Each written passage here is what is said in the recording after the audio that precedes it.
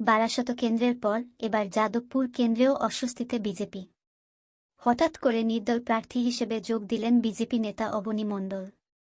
অথচ যাদবপুরে বিজেপি প্রার্থীর হয়ে তিনি জোর কদমে প্রচার চালাচ্ছিলেন। কিন্তু হঠাৎ করে দিন চারেক আগে আলিপুর জেলা শাসকের কার্যালয়ে গিয়ে নির্দল প্রার্থী হিসেবে তিনি মনোনয়ন জমা দিয়ে এসেছেন।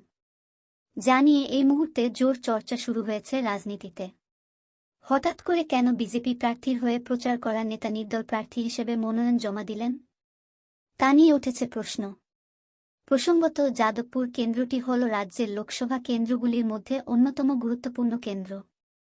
এই আসনে তৃণমূলের প্রার্থী হয়েছেন সায়নী ঘোষ, বাম প্রার্থী হয়েছেন সৃজন ভট্টাচার্য আর বিজেপি প্রার্থী হয়েছেন অনির্বাণ গঙ্গোপাধ্যায়। জানা যাচ্ছে, অবনী মণ্ডল ভাঙড় ২ নম্বর ব্লকের রঘুনাথপুর গ্রামের বাসিন্দা। তিনি একজন শিক্ষানুরাগী মানুষ হিসেবেই পরিচিত। ভাঙড়ের রাজনীতিতে বেশ ভালোই প্রভাব রয়েছে এই বিজেপি নেতার। একসময় ১৯৯৩ সালে ভাঙড় ২ নম্বর পঞ্চায়েত সমিতির সহসভাপতি হয়েছিলেন তিনি। পরে বিজেপির ২ নম্বর মণ্ডলের সাধারণ সম্পাদক হয়েছেন, জেলা কমিটির সম্পাদকের দায়িত্বও সামলেছেন। আর বর্তমানে তিনি বিজেপির যাদবপুর সাংগঠনিক জেলার সহসভাপতি। বিজেপি সূত্রে জানা গিয়েছে, এই বিজেপি নেতা বিধানসভা ভোটে বিজেপির প্রার্থী হয়েছিলেন।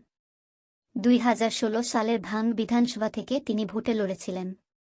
ফলে এই অবস্থায় হঠাৎ করে বিজেপির নেতা নির্দল হয়ে মনোনয়ন জমা দেওয়ায় শোরগোল পড়ে গিয়েছে রাজনৈতিক মহলে। কেন তিনি নির্দল প্রার্থী হয়ে মনোনয়ন জমা দিলেন?